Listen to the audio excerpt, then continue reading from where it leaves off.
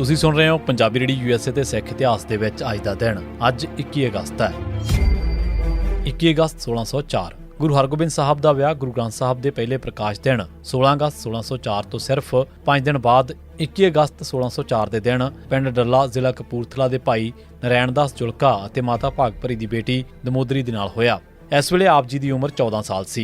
ਗੁਰੂ ਸਾਹਿਬ ਦਾ ਜਨਮ 1590 ਦਾ ਹੈ ਤੇ ਜੇਕਰ ਆਪ ਦਾ ਜਨਮ 1590 ਦੀ ਥਾਂ ਤੇ 1595 ਦਾ ਮੰਨ ਲਈਏ ਤਾਂ ਆਪ ਦਾ ਵਿਆਹ 9 ਸਾਲ ਦੀ ਉਮਰ ਦੇ ਵਿੱਚ ਹੋਇਆ ਮੰਨਣਾ ਪਵੇਗਾ। ਗੁਰੂ ਸਾਹਿਬ ਦੀ ਬਰਾਤ ਦੇ ਵਿੱਚ ਹੋਰਨਾਂ ਤੋਂ ਇਲਾਵਾ ਬਾਬਾ ਬੁੱਢਾ, ਭਾਈ ਗੁਰਦਾਸ, ਭਾਈ ਕੀਰਤ ਭੱਟ, ਭਾਈ ਮਥਰਾ ਭੱਟ, ਭਾਈ ਜੇਠਾ, ਭਾਈ ਪਿਰਾਣਾ ਵੀ ਸ਼ਾਮਲ ਹੋਏ ਸਨ। 21 ਅਗਸਤ 1664 11 ਅਗਸਤ 1664 ਦੇ ਦਿਨ ਗੁਰਗੱਦੀ ਸੰਭਾਲਣ ਮਗਰੋਂ ਗੁਰੂ ਤੇਗ ਬਹਾਦਰ ਸਾਹਿਬ ਨੇ ਸਭ ਤੋਂ ਪਹਿਲਾ ਦੌਰਾ ਕੀਰਤਪੁਰ ਦਾ ਕੀਤਾ ਸੀ।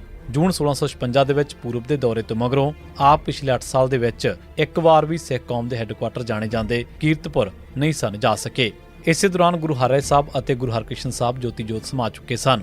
ਇਸ ਤੋਂ ਇਲਾਵਾ ਗੁਰੂ ਹਰਿਰਾਏ ਸਾਹਿਬ ਦੀ ਬੇਟੀ ਬੀਬੀ ਰੂਪ ਕੌਰ ਦਾ ਵਿਆਹ ਵੀ ਹੋ ਚੁੱਕਾ ਸੀ ਅਤੇ ਉਹ ਆਪਣੇ ਪਤੀ ਦੇ ਨਾਲ ਕੀਰਤਪੁਰ ਦੇ ਨਾਲ ਲੱਗਵੇਂ ਪਿੰਡ ਕਲਿਆਣਪੁਰ ਦੇ ਵਿੱਚ ਰਹਿ ਰਹੀ ਸੀ। ਇਸ ਕਰਕੇ ਗੁਰੂ ਸਾਹਿਬ ਨੇ ਸਭ ਤੋਂ ਪਹਿਲਾਂ ਬੀਬੀ ਰੂਪ ਕੌਰ ਨੂੰ ਮਿਲਣ ਦਾ ਫੈਸਲਾ ਕੀਤਾ ਤਾਂ ਜੋ ਉਹਨਾਂ ਦੇ ਪਿਤਾ ਅਤੇ ਭਰਾ ਦੇ ਜੋਤੀ ਜੋਤ ਸਮਾਉਣ ਸੰਬੰਧੀ ਰਸਮੀ ਪ੍ਰਚਾਵਣੀ ਕਰ ਸਕਣ।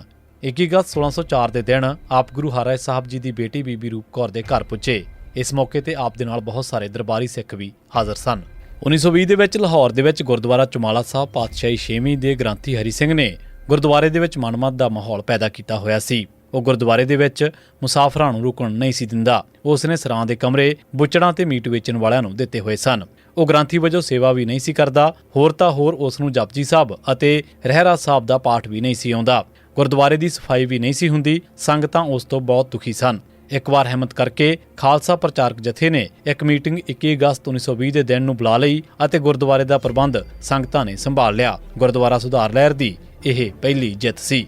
14 ਜਨਵਰੀ 1968 ਤੋਂ ਜ਼ਿਲ੍ਹਾ ਪੱਧਰ ਤੇ ਅਤੇ 13 ਅਪ੍ਰੈਲ ਤੋਂ ਸਕੱਤਰੇਤ ਪੱਧਰ ਤੇ ਪੰਜਾਬੀ ਲਾਗੂ ਕੀਤੀ ਜਾਣੀ ਸੀ। ਇੱਕ ਸਰਕਾਰੀ ਸਮਾਗਮ ਕਰਕੇ ਲਛਮਣ ਸਿੰਘ ਨੇ 13 ਜਨਵਰੀ 1968 ਤੋਂ ਪੰਜਾਬੀ ਨੂੰ ਜ਼ਿਲ੍ਹਾ ਪੱਧਰ ਤੇ ਲਾਗੂ ਕਰ ਦਿੱਤਾ। ਪੰਜਾਬ ਦੀ ਤਾਰੀਖ ਦੇ ਵਿੱਚ ਸਿਰਫ ਇੱਕੋ ਇੱਕ ਲਛਮਣ ਸਿੰਘ ਗਿੱਲ ਹੀ ਹੈ ਜਿਸ ਨੇ ਕਾਂਗਰਸੀ ਵੋਟਾਂ ਨੂੰ ਪੰਜਾਬ ਜਾਂ ਫਿਰ ਸਿੱਖ ਪੰਥ ਦੇ ਫਾਇਦੇ ਵਾਸਤੇ ਵਰਤ ਲਿਆ। ਜਦ ਕਾਂਗਰਸ ਨੇ ਦੇਖਿਆ ਕਿ ਸਾਡੀਆਂ ਵੋਟਾਂ ਦੇ ਨਾਲ ਹੀ ਗਿੱਲ ਨੇ ਪੰਥਕ ਏਜੰਡਾ ਲਾਗੂ ਕਰ ਲਿਆ ਤਾਂ 12 ਅਗਸਤ 1968 ਦੇ ਦਿਨ ਕਾਂਗਰਸ ਦੇ ਸੈਂਟਰਲ ਪਾਰਲੀਮੈਂਟਰੀ ਬੋਰਡ ਨੇ ਗਿੱਲ ਦੀ ਹਮਾਇਤ ਵਾਪਸ ਲੈਣ ਦਾ ਫੈਸਲਾ ਕਰ ਲਿਆ ਅਤੇ 20 ਅਗਸਤ 1968 ਨੂੰ ਇਸ ਬਾਰੇ ਐਲਾਨ ਵੀ ਕਰ ਦਿੱਤਾ। ਇਸ ਤੇ 21 ਅਗਸਤ 1968 ਨੂੰ ਲਛਮਣ ਸਿੰਘ ਗਿੱਲ ਦੀ ਵਜ਼ਾਰਤ ਨੇ ਅਸਤੀਫਾ ਦੇ ਦਿੱਤਾ। 21 ਅਗਸਤ 1986 ਦੇ ਦਿਨ ਪੁਲਿਸ ਵੱਲੋਂ ਛੇਹਰਟਾ ਦੇ ਵਿੱਚ ਇੱਕ ਸਿੱਖ ਮੁਖਤਿਆਰ ਸਿੰਘ ਨੂੰ ਨਕਲੀ ਪੁਲਿਸ ਮੁਕਾਬਲਾ ਬਣਾ ਕੇ ਸ਼ਹੀਦ ਕੀਤਾ ਗਿਆ। ਇਸੇ ਦਿਨ ਮੀਆਂਵਾਲੀ ਪਿੰਡ ਦੇ ਨੇੜੇ ਪੁਲਿਸ ਵੱਲੋਂ 2 ਸਿੱਖਾਂ ਨੂੰ ਸ਼ਹੀਦ ਕੀਤਾ ਗਿਆ। 21 ਅਗਸਤ 1999 ਦੇ ਦਿਨ ਪੁਲਿਸ ਨੇ ਖੁਸ਼ਵਿੰਦਰ ਸਿੰਘ ਪੁੱਤਰ ਸ਼ਮਸ਼ੇਰ ਸਿੰਘ ਵਾਸੀ ਬੂਥਗੜ੍ਹ ਨੇੜੇ ਮੁਰਿੰਡਾ ਜ਼ਿਲ੍ਹਾ ਰੋਪੜ ਅਤੇ ਕਰਤਾਰ ਸਿੰਘ ਪੁੱਤਰ ਮੱਖਣ ਸਿੰਘ ਵਾਸੀ ਪਿੰਡ ਭਾਈ ਲੱਡੂ ਨੂੰ ਨਕਲੀ ਮੁਕਾਬਲਿਆਂ ਦੇ ਵਿੱਚ ਸ਼ਹੀਦ ਕੀਤਾ। 1988-99 ਦੇ ਵਿੱਚ ਬੇਗੁਨਾਹ ਸਿੱਖਾਂ ਤੇ ਤਸ਼ੱਦਦ ਕਰਨ ਦੇ ਵਿੱਚ ਸਭ ਤੋਂ ਵੱਧ ਬਦਨਾਮ ਪੁਲਿਸਗੇ ਸਨ ਰਬੈਰੋ, KPS ਗਿੱਲ, ਗੋਬਿੰਦ ਰਾਮ, ਸਵਰਨ ਘੋਟਨਾ, PM ਦਾਸ, ਇਜ਼ਹਾਰ ਆਲਮ, ਅਜੀਤ ਸੰਧੂ, ਸਮੇਤ ਸੈਣੀ, ਕਾਲੋਂ, ਸਰਬਦੀਪ ਵਿਰਕ ਤੇ ਭਾਂਡੇ। ਗੋਬਿੰਦ ਰਾਮ ਨੇ 21 ਅਗਸਤ 1999 ਨੂੰ ਬੱਬਰ ਖਾਲਸਾ ਦੇ ਇੱਕ ਆਗੂ ਮਹਿਲ ਸਿੰਘ, ਭਰਾ ਸੁਖਦੇਵ ਸਿੰਘ ਦਾਸੂਵਾਲ ਦੀ ਘਰਵਾਲੀ ਗੁਰਮੀਤ ਕੌਰ ਅਤੇ ਸ਼ਹੀਦ ਕੁਲਵੰਤ ਸਿੰਘ ਨਾਗੋਕੇ ਦੀ ਪਤਨੀ ਗੁਰਦੇਵ ਕੌਰ ਨੂੰ ਗ੍ਰਿਫਤਾਰ ਕਰਨ ਵਾਸਤੇ ਇੱਕ ASI ਲਖਵਿੰਦਰ ਲੱਖਾ ਨੂੰ ਇੱਕ ਜੀਪ ਦੇ ਕੇ ਅੰਮ੍ਰਿਤਸਰ ਭੇਜਿਆ।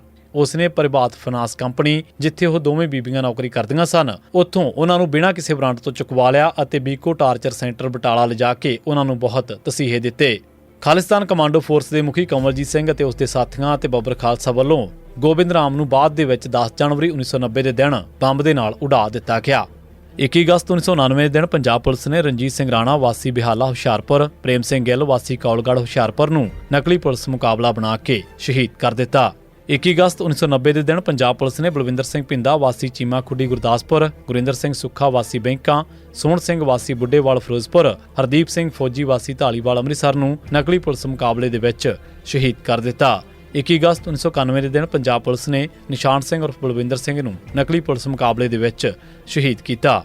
ਇਸੇ ਸਿੱਖ ਇਤਿਹਾਸ ਦੇ ਵਿੱਚ ਅੱਜ ਦਾ ਦਿਨ। ਤੁਸੀਂ ਸੁਣਦੇ ਰਹੋ ਪੰਜਾਬੀ ਰੇਡੀਓ USA।